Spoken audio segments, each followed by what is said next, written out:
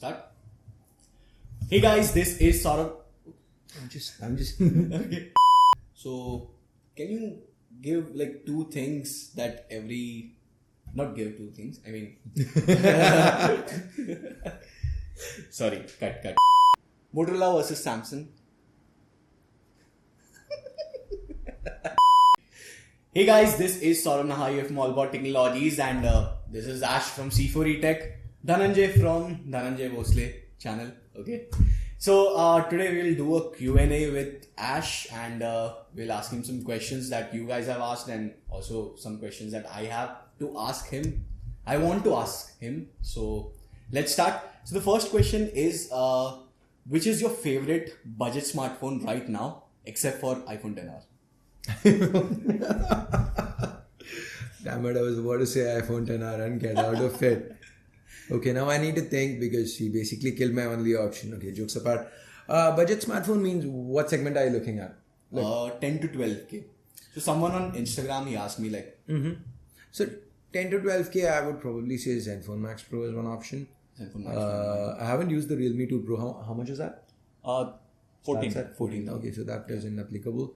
10 to 12, I'll probably go Zenfone Max Pro. What else? What other options do we have? 5.1 plus. 5.1 plus, yes. 5.1 plus is one option. And what else? Any? Redmi 6 Pro. Yes, Redmi 6 Pro. Okay, I'm not going to say that.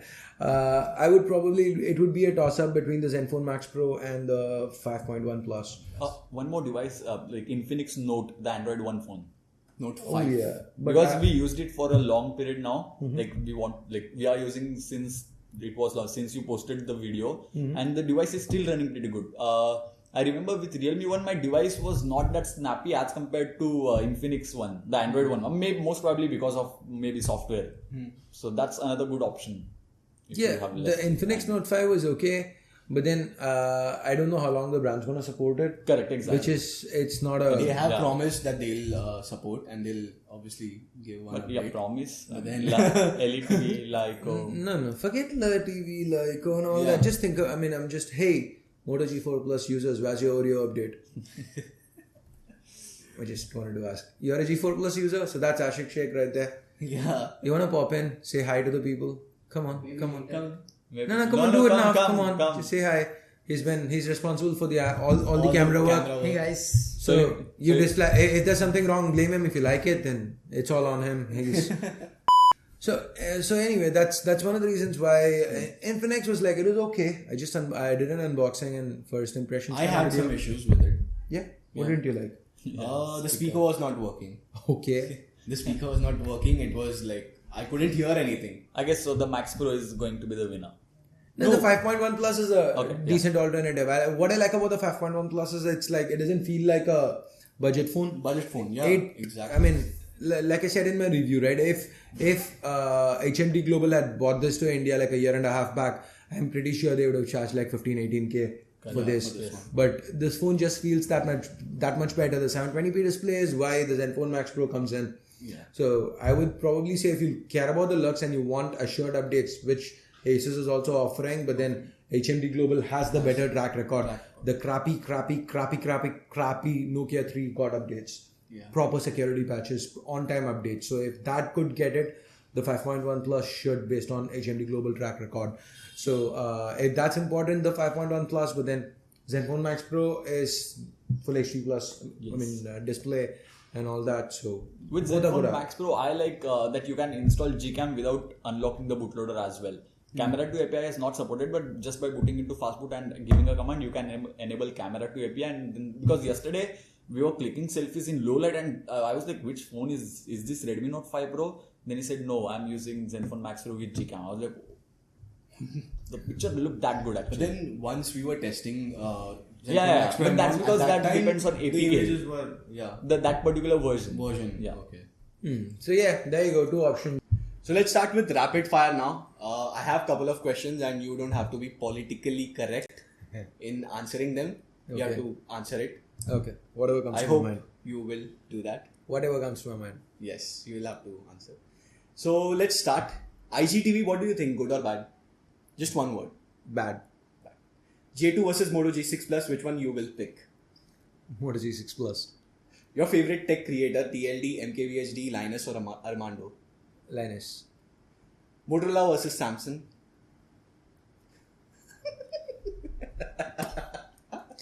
Okay, Samsung.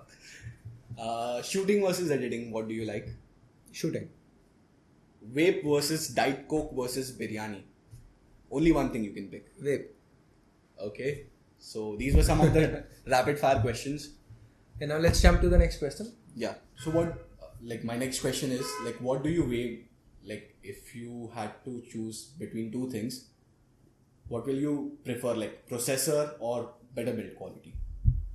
Processor. Processor. Quality. As long as, there are basics. Yeah. So let's say there is this is the perfect example, right? So there's a 636 with metal, there's a P60 with glass. If everything else is equal, I'd probably go with the P60.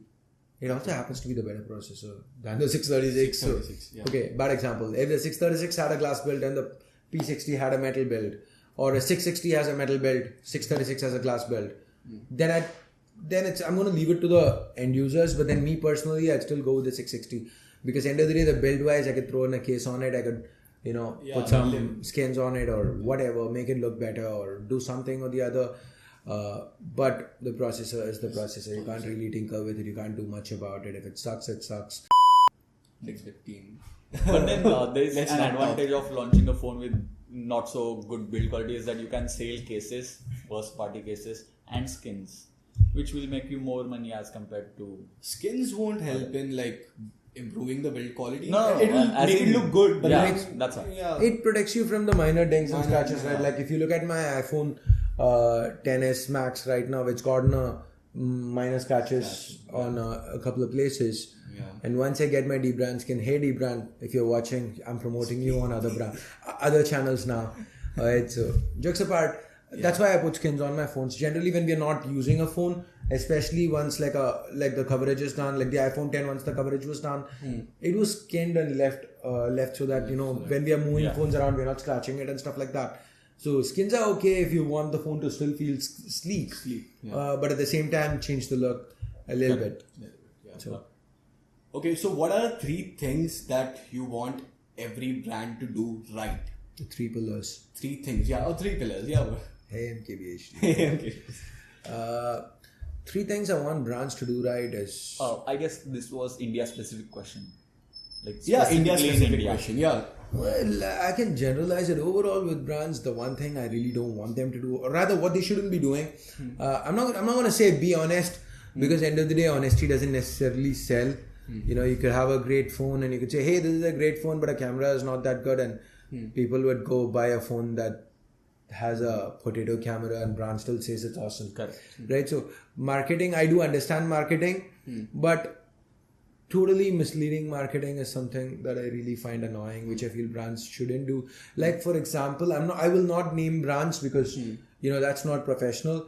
But for example, putting a Snapdragon 425 and then saying it's got unrivaled performance with a straight face. Okay, I'm not gonna name brands. I'm sorry, but I'm just saying that's something I don't want brands to be doing. And then again, cutting out stuff that's there. You've paid for a haptic feedback. You've paid for a vibration motor. So it's there. And you're spending extra time and effort to go and make sure it doesn't work.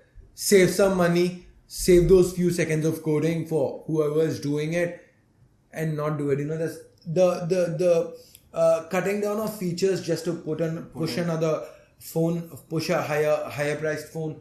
Now that's something I don't want brands to do. I would rather, if a phone can't do something like with Apple, if a phone can't do it, they don't do it. But it's a hardware limitation on what a old phone gets or doesn't get, or a time limitation, which is again fine. But if a phone can handle it, then why not? Why shouldn't it get those features? That way, I also like Xiaomi, right? They rolled portrait selfies and stuff to older phones. But these days, what you see from brands is, hey, we've sold it to you now, we don't care. You paid the money, we have your money now. Get lost. Them providing an update is like doing us a favor. Recently, they rolled out it for the Redmi Note 5. So with MIUI 10, many phones will get it basically. Yeah, but still I'm waiting on 4K on the Redmi Note 5 Pro. I don't understand. That's never gonna come. I don't think so. Fair enough. I mean, not fair, not at all fair, but then enough about that. The third thing, so one is like, do not mislead consumers. I understand marketing, but do not mislead customers to that extent. You can't call a 425 unrivaled when pretty much anything on the market, pick any phone from this year, hell, pick any phone from last year, pick any phone after the 425 was launched, okay, in the 16-17K segment, and show me one phone with a worse chip. Okay, think about it. He's trying to come up with one phone with a worse chip. I can't. Okay, tell me one worse chip that you know of. 210. Dude, okay. But do you remember a 200 phone, like, ever? No. Just the some Nokia phone Yeah. was there for 5,000 rupees. But or then it something was like 5,000-6,000 rupees. The only other 200 I remember was some Lenovo tablet with a projector or something, right? And 200 processor. Yeah. Or a 400 processor. But there was a Lenovo tablet with a 200 processor. I don't remember if that's the one with the projector, but whatever. I don't remember any phone with a 200, pretty much. But even if it were any phone over 10K with a 200, and even a MediaTek P23 or a P22 should be better than a, say, 425. Correct. So Exactly. that's one. Okay, so misleading customers, one. Secondly, updates part. And what else should brands do? I don't know. Probably visibility. As in pricing maybe? No, visibility as in like over advertising. Like I understand, like let's take OnePlus for example. I understand OnePlus needs to advertise, but you don't have to advertise every over. At the end of every over, it's like over is done. What if I told you that's what I hear before I mute it? You know, Yeah, correct. You're correct.